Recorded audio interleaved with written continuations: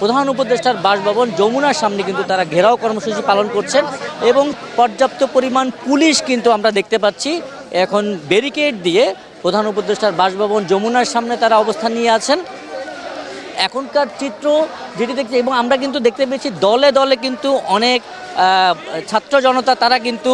প্রধান উপদেষ্টা বরাবর আসছেন। জুলাই গণ অভ্যুত্থানের সময় তিনি যে আহত হয়েছেন সেই আহতের জায়গা থেকে তিনি বলছেন যে যতক্ষণ পর্যন্ত এই আওয়ামী লীগ নিষিদ্ধ না হবে ততক্ষণ পর্যন্ত কিন্তু তারা এই সড়কে অবস্থান নেবেন এবং প্রধান উপদেষ্টার কাছে তারা এই দাবি করছেন যে এই জুলাই গণ অভ্যুত্থান যে স্পিরিট, যে রক্তের বিনিময়ে যে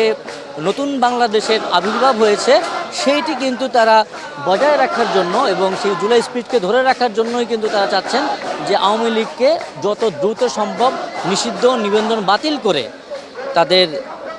বিচারের আওতায় আনা।